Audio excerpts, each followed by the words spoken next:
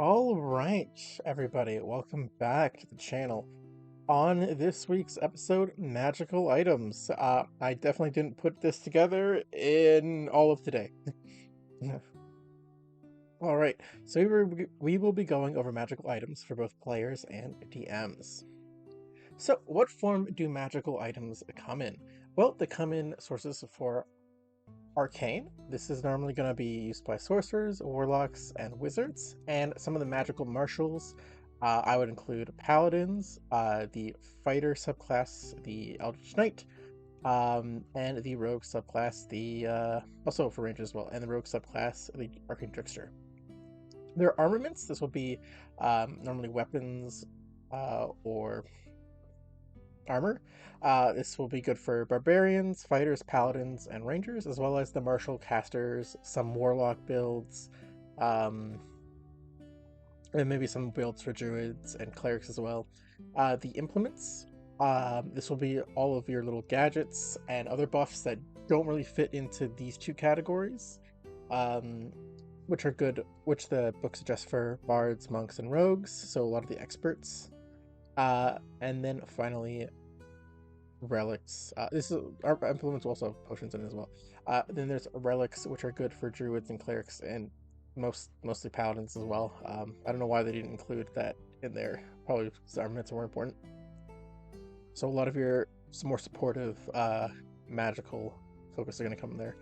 Um, so this gear is normally going to come in the forms of wands, such as the Wand of Magic Missile, weapons such as a +1 longsword, or a +1 arrow, because it now includes ammunitions as well. Staffs, such as the Staff of Striking, rods, such as the Rod of Rulership, or armor, such as +1 leather. Or wondrous items, which... Oh, it got separated from the bag of holding down here. That is a mistake on my part. Sorry about that. We have consumables, such as spell scrolls, like Fireball spell scroll, or potions, such as the Potion of Healing. We have wondrous items, such as the Bag of Holding, or boots of the elven kind, and then we have rings, such as the Ring of Visibility. So they're nice utility items. So, special features. Normal everyday items, such as the +1 longsword, can come with features and quirks, if your DM allows. This is really good for making some of the early game items that don't really feel special in the grand scheme of it really hit. So these items can have a creator or an intended user. They can have a history, a minor property, and a quirk. So we're going to give this +1 longsword just that. It was forged by a celestial. This item is half the weight as normal, and inscribed is feathered wings, suns, and stars, and fiends find it repulsive. The Bane, this weapon was created to oppose fiends. It has the minor property of that's history. Has the minor property of temperate. You are unharmed by temperatures of 0 degrees Fahrenheit or lower, or 100 degrees Fahrenheit or higher. Very fitting to the Fiend Warding Blade. And finally, it has a property of blissful, a quirk of blissful. You feel fortunate and optimistic about the future it holds. Butterflies and other harmless creatures might flock around the item's presence. So it has a very nice presence, and it has a very just those first three, the Celestial, Bane of Fiends, and Temperate, really tell a story of what this +1 longsword was used for. But also feel free to look at the artifact properties, mostly the minor beneficial or detrimental properties.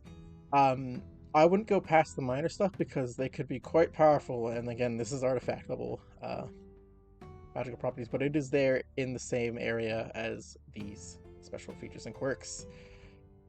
Sentient magical items. Some magical items can be sentient themselves. They have their own mental trait scores. They have their own alignment, communication, senses, and special purposes.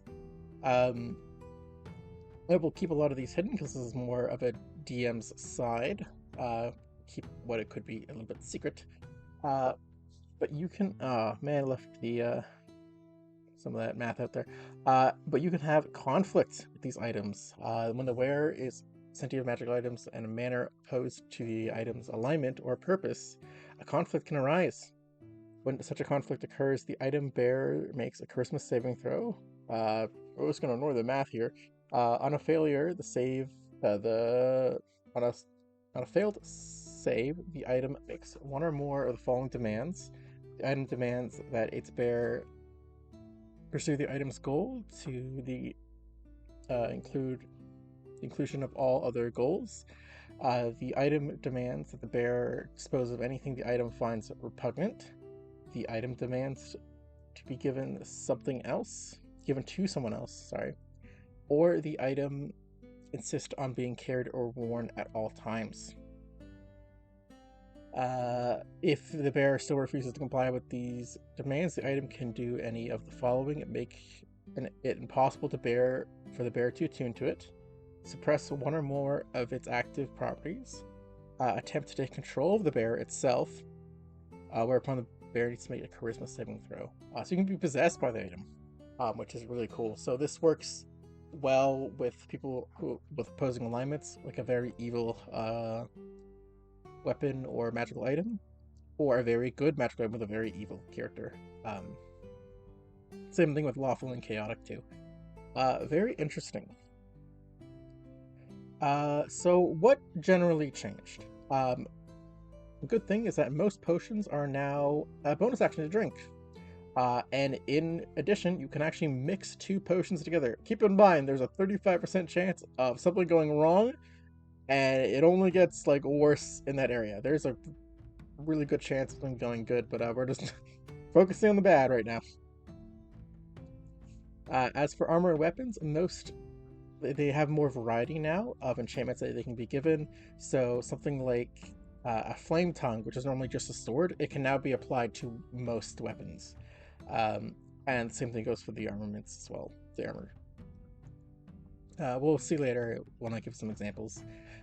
There were some item reworks that got changed, but the thing is, none of the rarities got changed. So there's some items that are not in the correct category because they're a little bit too strong for being uncommon.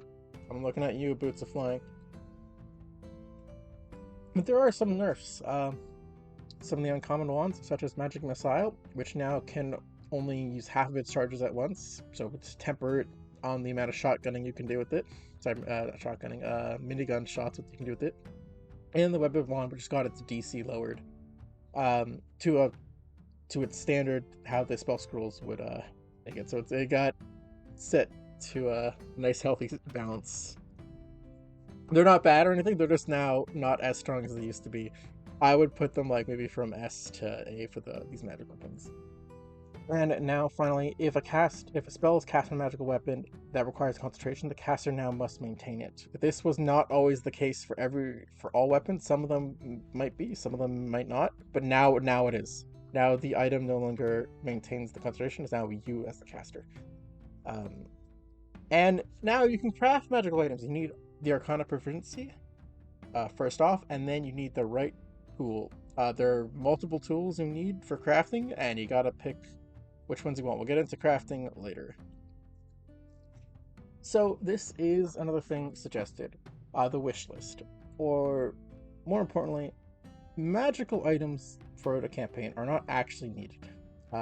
They quote here as a DM, you never have to worry about awarding magical items, so just let characters keep up with the campaign's threats, because monsters are on their own built for players without magical items, which is kind of funny given we're going to go later how many magical items it does give you. But I feel like you could definitely give out some. It doesn't have to be a lot. It can be like probably half as much as the book recommends, and you'd be just fine. I just feel like you have to be more tact with it. Now, when choosing magical items to give your players, you can either make the choice yourself, you can have the players choose, or you can have a random table roll it. The random table's not that bad, it's just there are some magical items that you do not want to give your players, especially at lower level. But sometimes you might not know which items you want to choose because you're a newer DM, and same thing, maybe the players don't know what they want to choose, or sometimes they will choose, and they'll choose the best ones that you might not be ready to give them. There's that too, but that kind of comes with time, practice, and failure and relearning.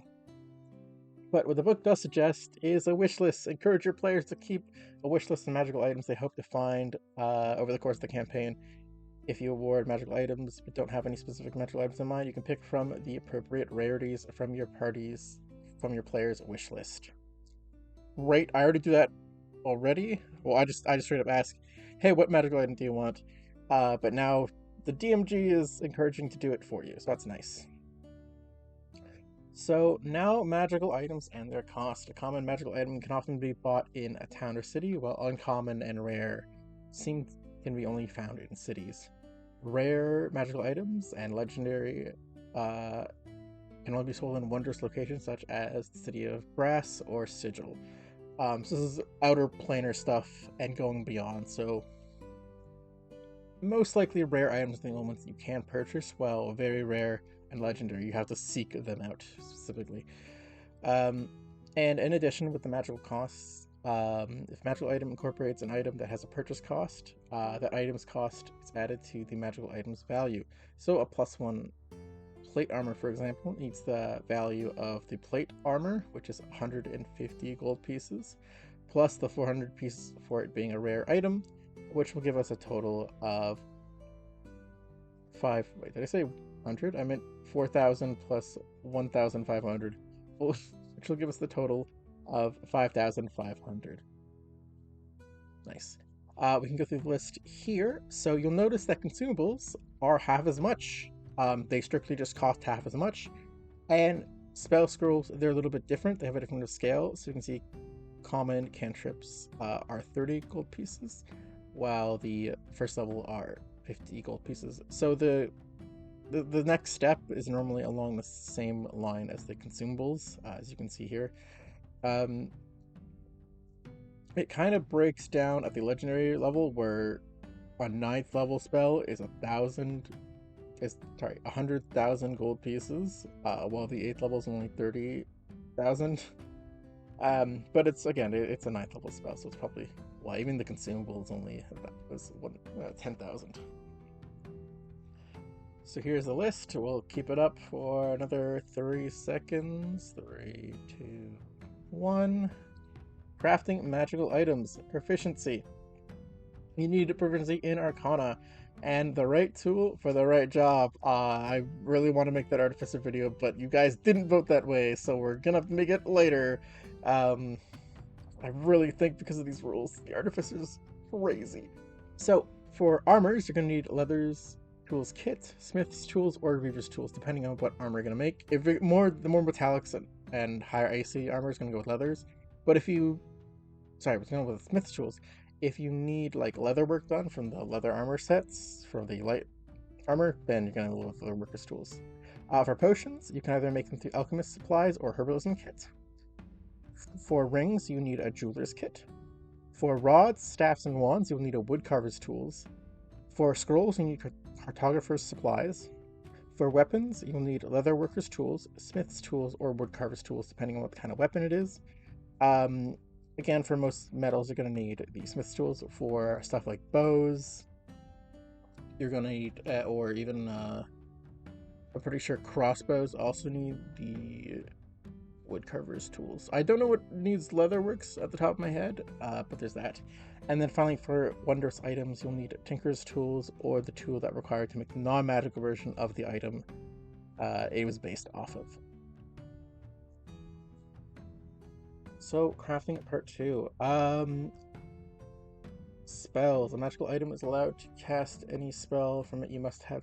Oh, so if you're crafting a magical item that can cast spells, you have to have that spell on your list throughout the whole time crafting it. We'll get into how long that is in the next slide. As for time and cost, crafting a magical item takes an amount of work. It'll be days, considered 8 work hours every single day. Money is based off of the item rarity, and the time to craft.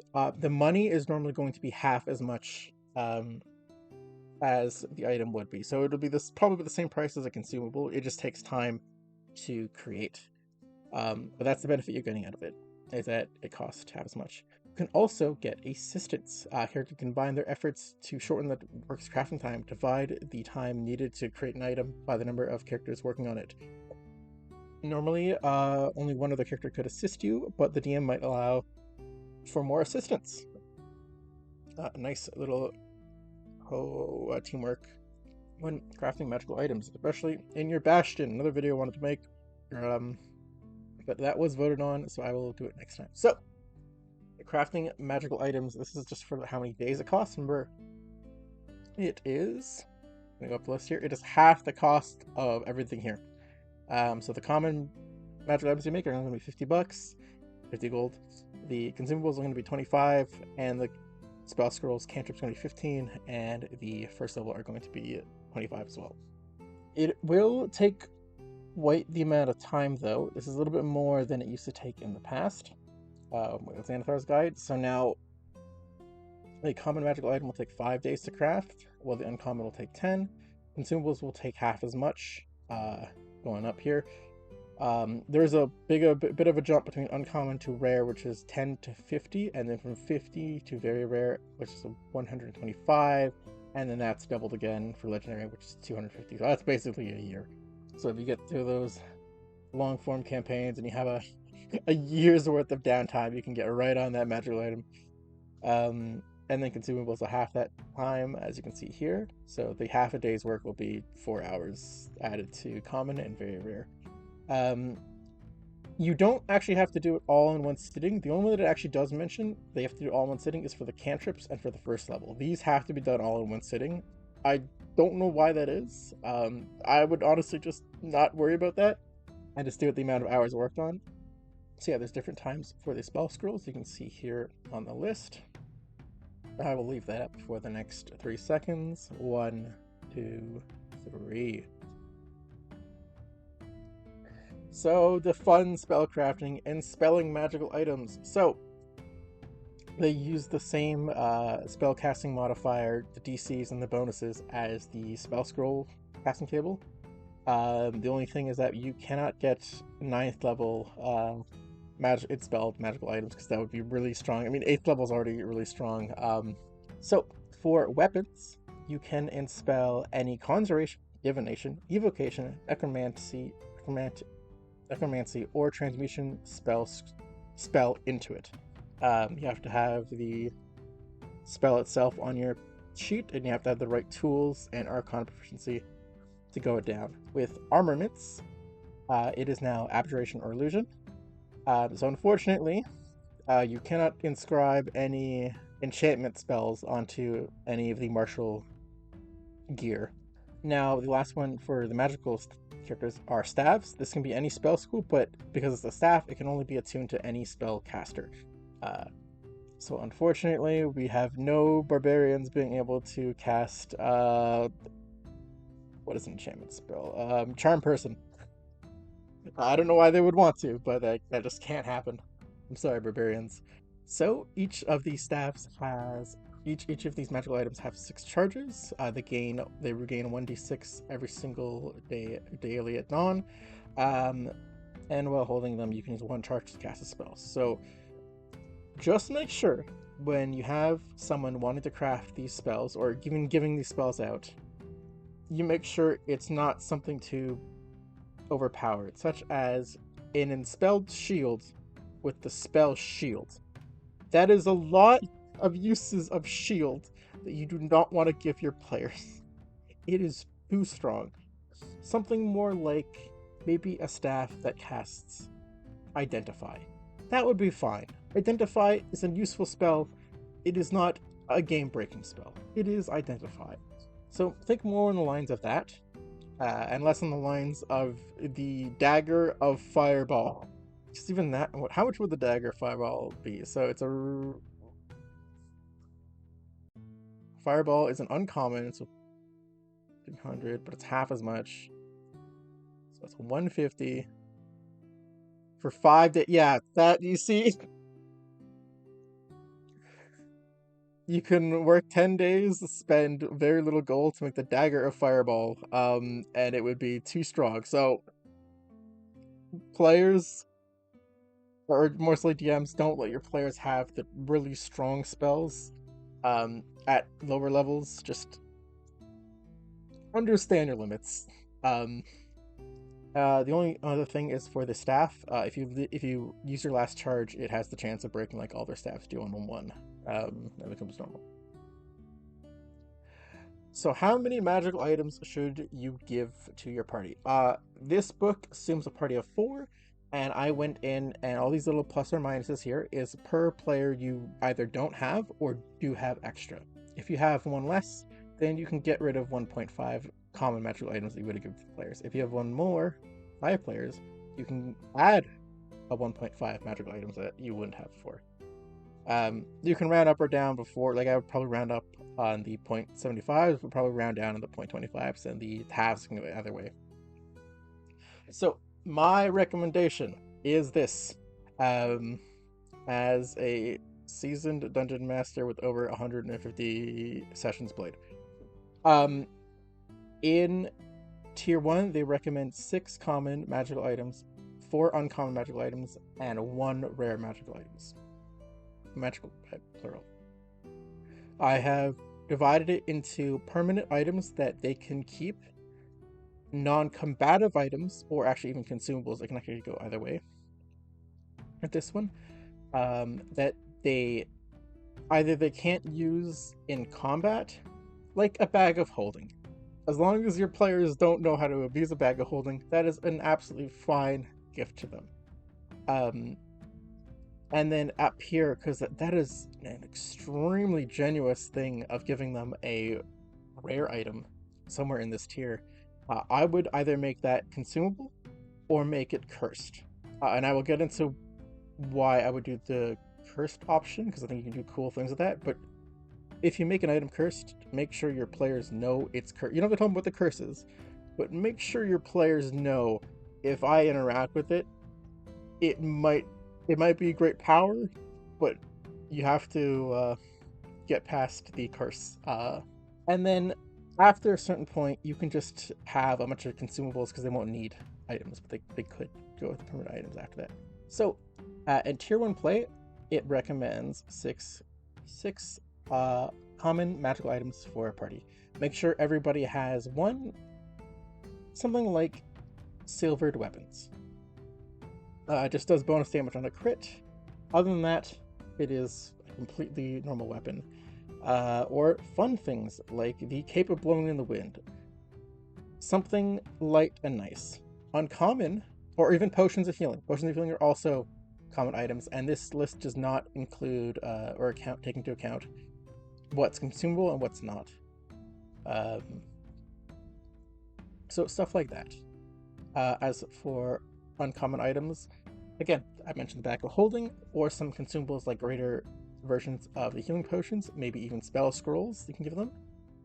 Something they can't keep permanently, or keep permanently but outside of combat. And as for the rare consumables or cursed item, moving up in tier 2,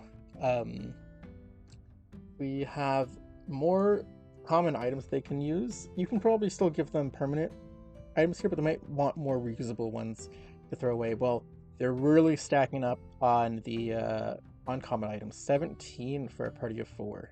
So this is where you start giving them their permanent +1 magical items, or +1s for armaments, the basics, magical gears, and you could give them some rare items as long as you make sure they're non-permanent or non-combative. And then if they do let you have a rare item at this level for the whole party, I would either curse this or make this consumable. Going down the list here, you now reach tier 3, which you have 11 rare items, 17 very rare items. That is a lot of very rare items, especially for this tier. I think it's a little bit too much, and I like that the rare items should have been more common, to be honest, in this tier. So make a lot of these more consumable or non-combative.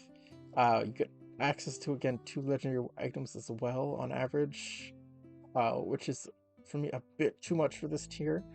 Um, and then anything below that for the uncommon should just be probably consumables. Even at the tier 4 play, it doesn't even bother putting in uncommon and common magical items. This is where rare items can be used in commonplace. They have permanent +3s.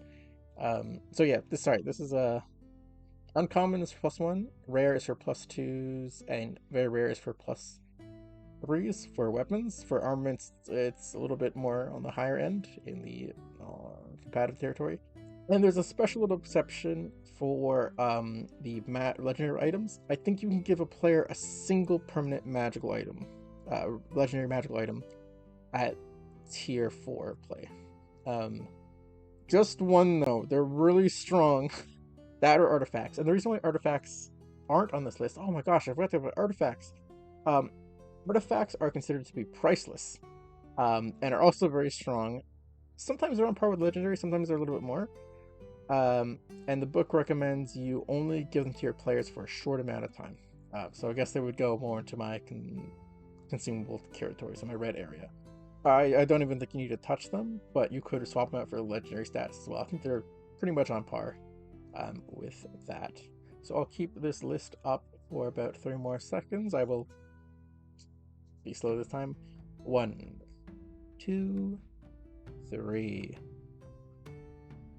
All right, so again, going through some magical items on the list, we have stuff like Cloak of Blowing in the Wind, Silvered Weapons, a Potion of Healing, and cantrips of level 1. Sorry, not, spell scrolls for cantrips and level 1 spells. That's for the common tier. So these are what you kind of expect. Your uncommon, this is your Wand of Magic Missiles, your +1, your Bag of Holding, your Pearls of Power. For rare, this is your Wings of Flying, your Flame Tongues, your Boots of Speed, your Staff of Healing. For very rare, this is your Staff of Power, your Oath Bows, and other more focused weapons. And you'll have quick actions, getting stat bonus items. Cauldron of Rebirth, getting very, again, integral. This is for Warlocks and Druids. Now very unique magical items. Legendary, we have Staff of the Magi, the Vorpal Sword. Classic. You probably don't actually want to use that. Give that to your players. It's kind of strong. Instrument of the Bards, focused on a bard-focused legendary item. Scroll of the Titans, which is really fun. To summon huge creature, such as a Trask, on that same level. One time only. But this is the kind of magical items I'm thinking of.